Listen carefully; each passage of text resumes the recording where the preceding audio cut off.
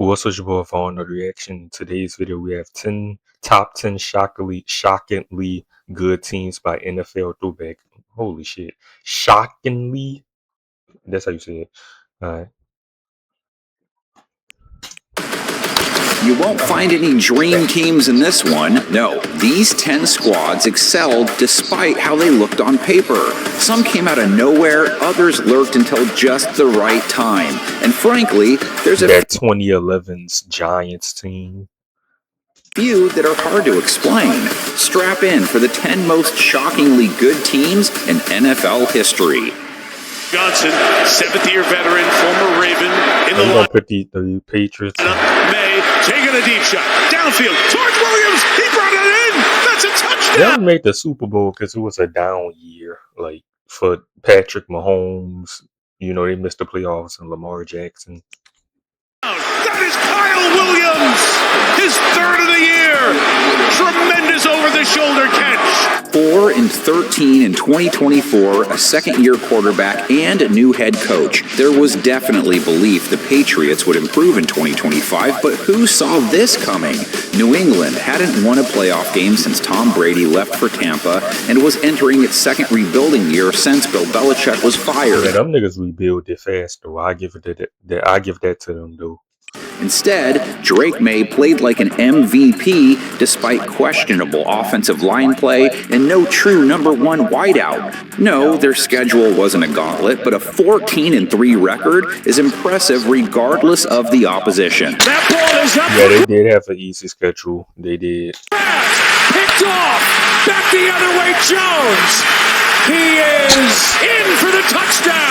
And when they would beat Houston because C.J. Stroud suck.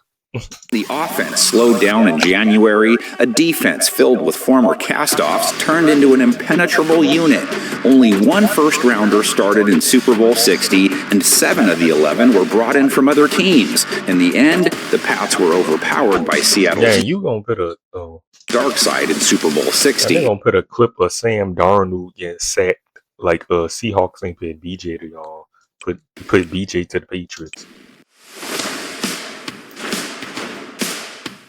The beginning of a new era in Pittsburgh, Chuck Noll was out after the 1991 season, and in came 35-year-old Bill Cowher, a relative unknown getting his first taste of head coaching experience. Neil O'Donnell entered his third season as a pro, and 1992 would be his first campaign as a primary starter. Defensively, the once proud Steel Curtain ranked in the bottom half of the league 3 of the previous 4 seasons. It was up to the former linebacker to restore the team's fire. When we call down, you get outside the tight end. If you want to get a 2-point stance, you get where you feel like you can rush the quarterback. Despite horrendous preseason odds, Cowher's Steelers won 11 games and clinched home field in the playoffs. Headlined by Greg Lloyd and Rod Woodson, their defense forced the most turnovers in football. All of this success despite O'Donnell throwing just 13 touchdowns on the season, while 13 touchdowns on the season, and them niggas went 11-5. What the fuck? That was the Jalen Hurts of the era. Chance of I'm a chill on Jalen Hurts. But hurt. Jalen Hurts though, throwing 23 touchdown passes when you got AJ Brown and Devontae Smith is insane though. Like, do you know what Lamar Jackson would do with Devontae Smith and AJ Brown? The nigga won an MVP with Zay Flowers and Rashad Bateman in. Well, he had Isaiah Likely and Mark Andrews, but still, like. Up in Detroit in the 90s, it was Barry Foster who carried the load for this Pittsburgh squad. Here is Foster around the corner. Cuts back, 30, 20, 10, 5, touchdown. He became the first back since Eric Dickerson to have 12 separate 100-yard rushing games in a single season. The Bruiser broke the will of defensive fronts. His 390 carries paced the league, and he finished second in MVP voting. It would be the only year of Foster's career in which he ran for more than 900 yards. Unfortunately, the Steelers were held out of the end zone in their lone playoff game, losing to Buffalo in the divisional round. These was them years when Buffalo was making the Super Bowl and was losing back to back. Out of the shotgun. Bobbles the snap. And turns it over.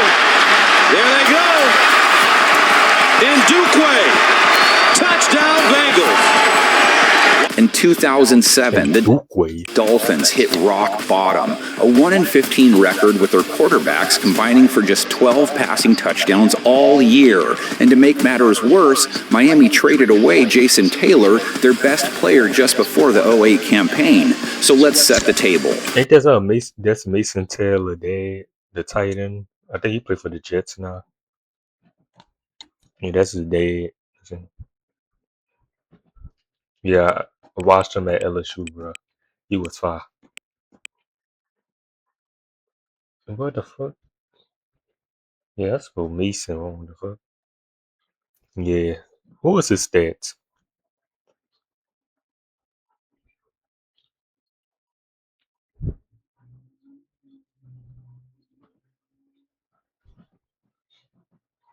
Yeah, 6'5". God damn.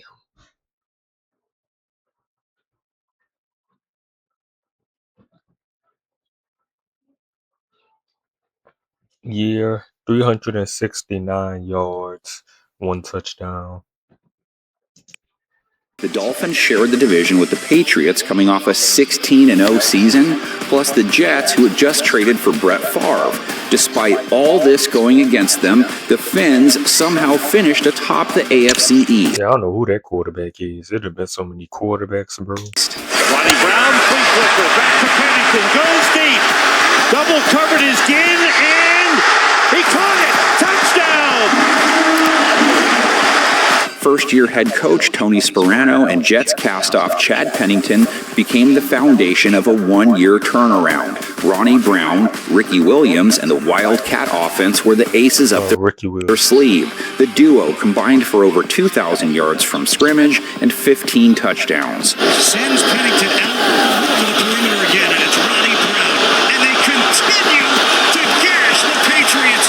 Ronnie Brown is gone. Touchdown, Dolphins. Pennington won Comeback Player of the Year, and the defense jumped from 30th to 9th, even with the loss of Taylor. Miami's 11 wins came via a point differential of just plus 28. Miami went 4-2 against the AFC East. Yes, Brady's injury helped, but Pennington outdueled Favre. That nigga Brady got hurt. And his former team in Week 17 to clinch the division. It's one of the most unpredictable worst-to-first turnarounds in NFL history. Gonna throw. Drake picked up the pressure. All alone is Zay Jones, and he will prance into the end zone for the touchdown. Losing your head coach after 5 games is usually a sign of looming disaster, but the 2021 Raiders treated it as a rallying cry. Despite a minus 65-point differential and the 26th ranked scoring defense, Derek Carr and the offense delivered in clutch moments. Vegas went 7 The 2021 Raiders. 7-2 in one-score games, including an OT thriller. Nigga Derek Carr scammed my team. My Saints got $130 million and retired. Nigga hit a bigger. This nigga Kirk Cousins just hit a lick on the Raiders. Speaking on the Raiders, my nigga. 100. They paid the nigga 130 some million. Like what the? The Chargers. It's a 1-year deal though. 1-year deal. Punch their ticket to the playoffs. That nigga agent need to be put in the Hall of Fame. Here in Denver, Tatum Bell, who can get it going on the outside, does it here, and Tatum Bell inside the 20, goes in for the touchdown. No flags are down. The 2005 Broncos were classic Mike Shanahan. Run, and when that fails, run some more. But it wasn't TD in the backfield. Instead, it was a tandem of Mike Anderson and Tatum Bell powering the league's second-ranked rushing attack. QB Jake Plummer had never won more than 10 games in a season until that point. In 2005, he led Denver to 13 and a trip to the AFC Championship game. Probably the final play of the game. In regulation. It is caught by Dyson. Can he get in? No, he cannot. The 1999 Rams were the biggest preseason long shot to ever win a Super Bowl. So yes, by that definition, Look at them jackets the coaches was wearing, bro. they were shockingly good. But this list is about how teams look with the benefit of hindsight. When you factor in Hall of Fame talent across the offense led by a coach who's also in Canton, you understand how it happened. A quarter century before the greatest show on turf, another revolutionary offense took off in St. Louis. That one comes in at number 7. On the opening day of the 74 season, 1974, nigga, this my mama era. Like, it would have been difficult to find anyone in St. Louis to believe the Cardinals could become division champions in one short year. this is how this nigga sound. This how nigga sounded in the 70s. So what up? I can't even mimic that voice. Prior to 1974, the Cardinals hadn't made the postseason in 25 years. They were the laughingstock of the NFC East, stuck in permanent mediocrity. Enter Don Coryell. Before revolutionizing offense in San Diego, Coryell began his NFL journey in St. Louis, where he quickly turned the Cardinals into a winner. After 3 straight seasons with just 4 wins, they jumped to 10 and captured the division. Quarterback Jim Hart thrived in Coryell's system, throwing 20 touchdowns to the likes of Mel Gray and Jackie Smith, but contrary to Coryell's Chargers teams, the biggest beneficiary of this offense was a running back. The most versatile Cardinal of all is Terry Metcalf, who broke Ollie Matson's 20-year record for total offense with 2,058 yards. Terry Metcalf was electric as both a runner and returner, compiling over 2,000 all-purpose yards in 1974. It was the first of back-to-back seasons, finishing second in MVP voting during his short career. The Cardinals didn't have the star power of the Steelers or Cowboys, but their ability to turn games into track meets made them dangerous against anybody. It was their first 10-win season since 1948.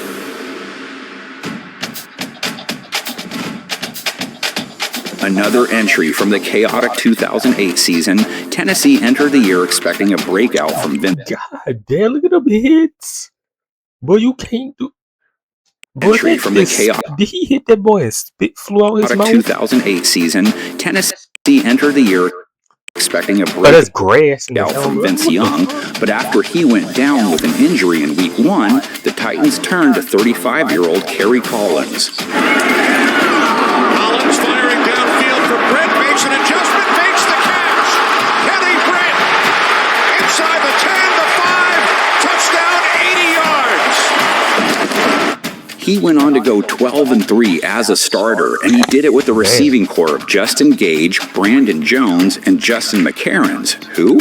This was a Facts. I'm like, who the fuck is them niggas? team built for the trenches. Chris Johnson burst onto the scene with nearly Chris Johnson. 1,500 yards from scrimmage as a rookie. Play fake, dropping, under pressure, hit, sacked!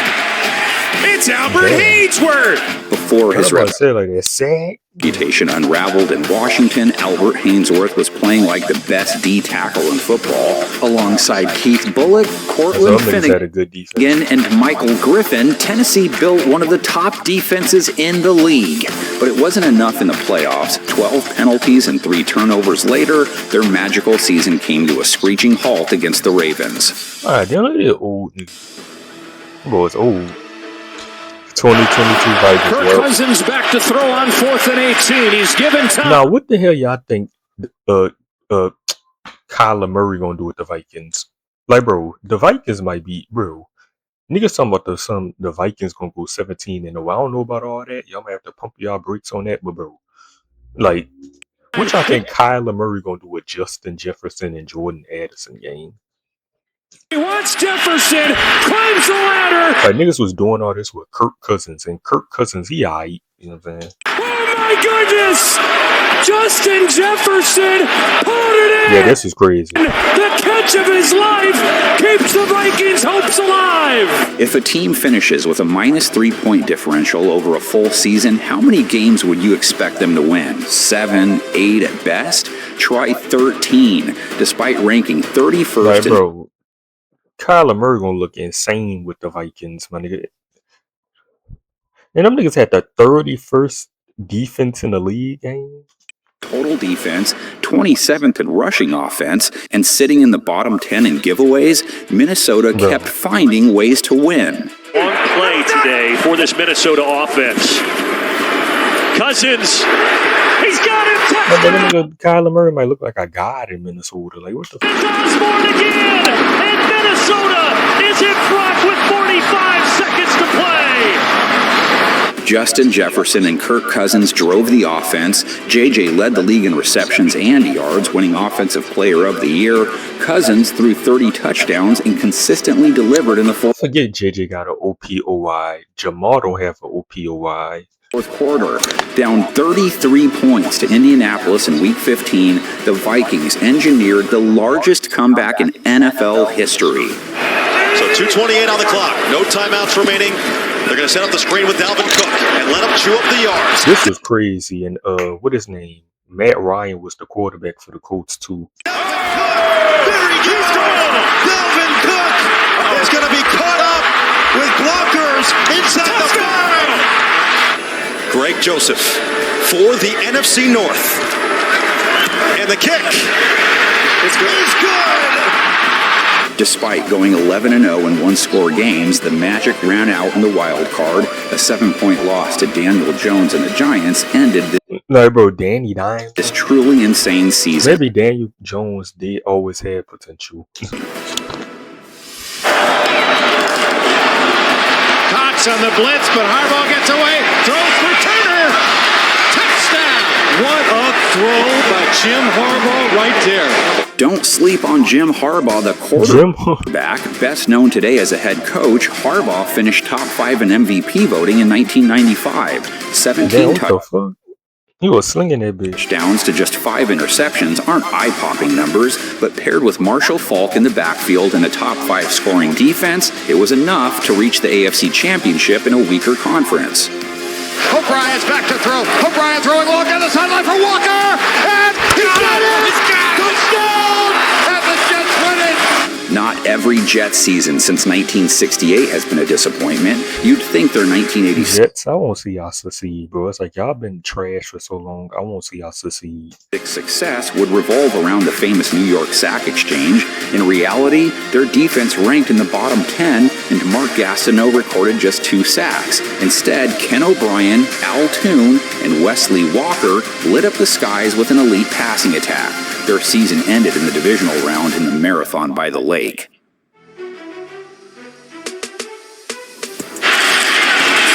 Vic on the rollout. And he's going to be sacked. Bro, look at this turf, y'all. Like, this don't even look like grass. This just look like concrete. Like, this shit look like painted on. What was they playing football on? And these niggas was playing football with shoes on, like Jordans. Bro.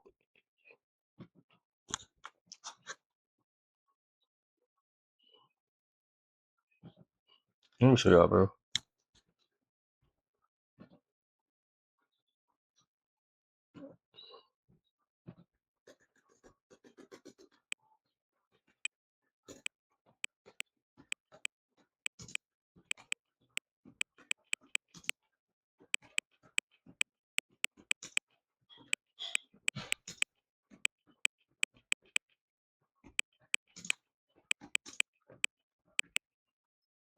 Is it 2000s, bro?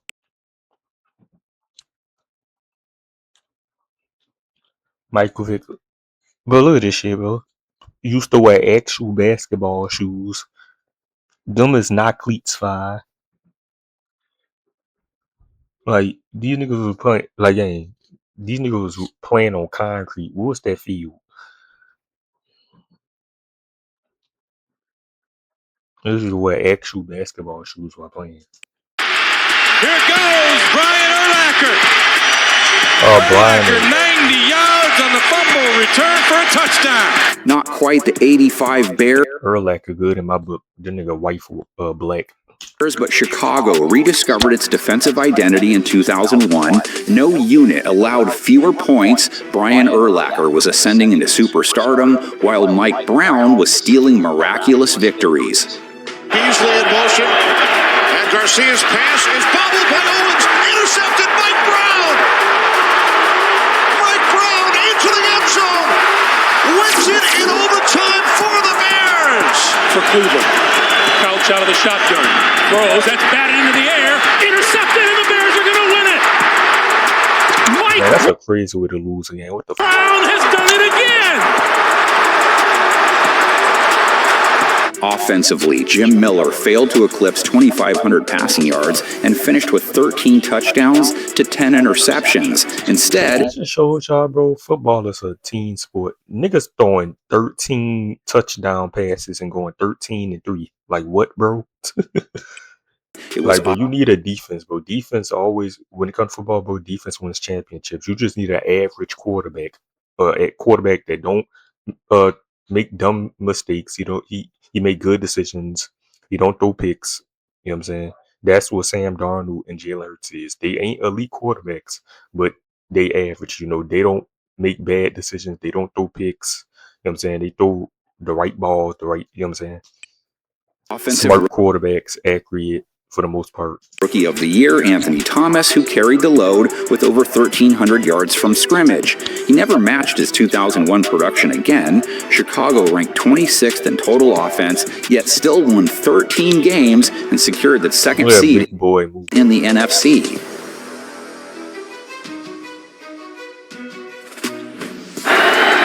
Cardinals were even closer, and they couldn't get it in as the Chiefs go to the run. It's a reverse by Steve Bono, who's running away from the entire field.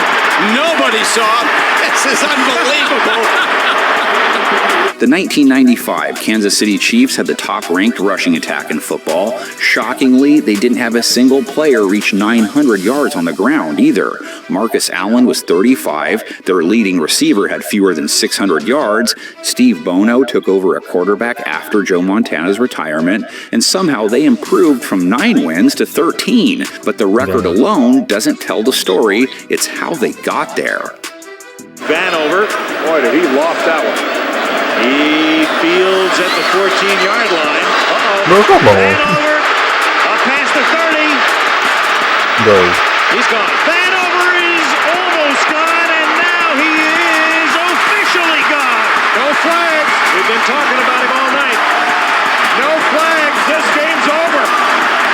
3 overtime wins in their first 6 games. Marty Schottenheimer's teams were always built on defense, and this one was no different. With Derek Thomas and Neil Smith leading the charge, the Chiefs allowed the fewest points in football, and in Week 12 they added another ridiculous play to their yearbook. Draw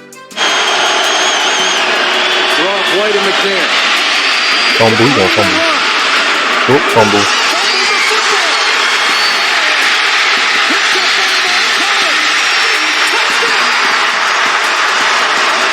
Y'all Kansas City fans, what the hell? Y'all niggas bandwagons. Y'all don't remember this? The playoffs are where the fun stopped. If y'all niggas wasn't even born, y'all was little kids. However, Harbaugh's Colts pulled off a massive upset thanks to 3 missed field goals by Lynn Elliott. One of the Come on, field goal kicker. That's important, bro. This just shows you, bro. The whole team got to be on it, bro. Just 13-win seasons you'll ever see. Everybody got to be on the same page, bro. Sure, you had Hall of Famer Junior Seau as the face of the team. Rest in peace. But if we're being honest, the 1994 Chargers weren't special on either side of the ball. Their leading receiver had fewer than 900 yards, and their quarterback was a man by the name of Stan Humphries, and yet they still won the AFC. 3 minutes left in the third. Means again. Hey, Jesse! Got a block. He slices, carries, dives. That dude's running back. God damn. Yeah, I think his jersey and the shit just making him look bigger. But he big though.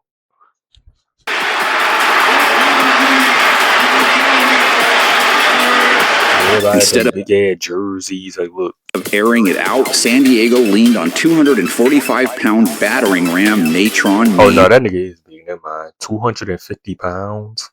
Who rushed for 1,350 yards and 12 touchdowns. He never topped 900 yards in any other season. Outside of Seau, Leslie... When he run, look how he breathe. I want cupcakes. I want Debbie cakes. O'Neal anchored the pass rush with 12.5 sacks. Rodney Harrison would eventually become a star, but as a rookie, he didn't start a single game. This was a team that got hot at the perfect time, winning back-to-back playoff games in dramatic fashion. High snap, it's no good. The Chargers will win.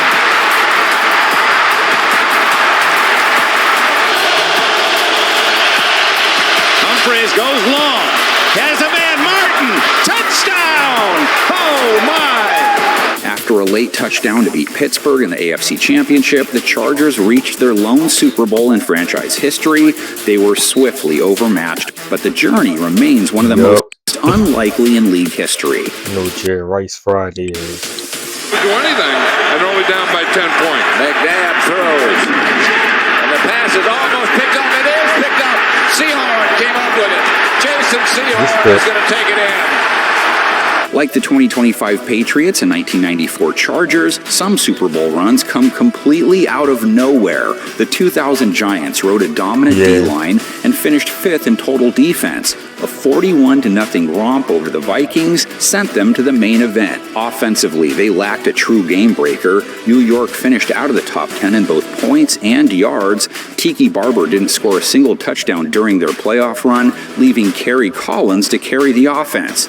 Not a great idea going against the 2000 Raiders. The Giants look scary going into this season, bro. They look like Super Bowl. I ain't gonna lie. They my favorites doing the Super Bowl. I ain't gonna lie. They stacked, bro. They stacked. Vince Ferragamo had never started an NFL game prior to 1979, yet he became the spark the Rams needed to reach Super Bowl 14. LA finished with just a plus 14-point differential and didn't have a single skill position Pro Bowler. Like so many overachieving teams we've gone through, these Rams fell just short of a Lombardi. Stewart in the backfield. 2015. This nigga won an MVP with Ted Ginn Jr. as his wide receiver. The 2015 Panthers were a great team and had some level of expectations going into 2015, but nobody thought 15 wins. With Kelvin Benjamin 15-1 tearing his ACL in preseason, Super Cam was met with a depleted receiving core. Even with Ted Ginn as his best outside target, he took home MVP in one of the most dominant season-long showcases in NFL history.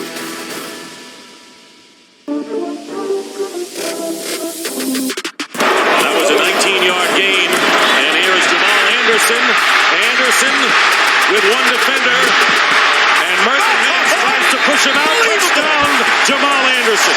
Coming off a 7-9 season, the Falcons burst onto the scene in 1998. It was the perfect storm. Strong leadership, a runner hitting his peak, and just enough luck. Atlanta ranked top 5 in both points scored and allowed. Them dirty birds. 14-2 and made it all the way to Super Bowl 33. This one had Dion. But looking back at the roster, the teams they beat, and how quickly it all Dion played in the 90s. Yeah, he did. Fell apart, you start to wonder, how did it all come together? For record as a starter. Oh, trick play. There's a wide open guy downfield. Look at this. At quarterback, Chris Chandler threw a career-high 25 touchdowns, only one of 2 seasons he ever. These niggas was throwing 25 touchdowns on the season, bro, and making it like hit 20, but the offense revolved around Jamal Anderson. 2,100 yards from scrimmage and 16 touchdowns earned him a third-place MVP finish. After suffering an injury the next year, he never came close to. Wait, that nigga ran 2,000 yards? That's a running back? 2,000 yards, 6. God damn. Third-place MVP finish. After suffering an injury the next year, he never refused to get MVPs to the running backs, huh? Came close to that level again. Tony Martin and Terrence Mathis were productive, but far from elite, and only one Pro Bowler lined up on the O-line. On 3rd and long. Tony Gonzalez wasn't on this team in Atlanta. Oliver throws, it's picked off. Eugene Robinson. Touchdown! There's no doubt Atlanta had some very good players on defense: Tuggle, Buchanan, Cornelius Bennett, and with Dan Reeves at the helm, this unheralded collection morphed into an NFC powerhouse. In the conference championship, they stunned a Vikings team that looked destined to win it all. From 39 yards out, Anderson is good. He knows it. They know it.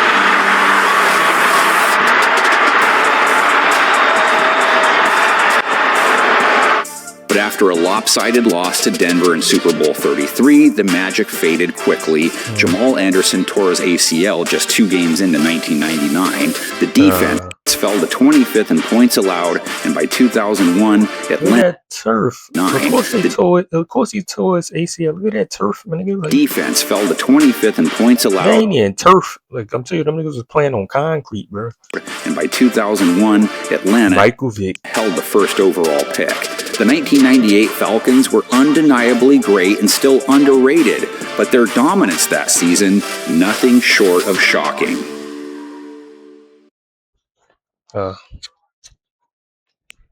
Amazing video. Make sure to like, comment, subscribe, and my deuces.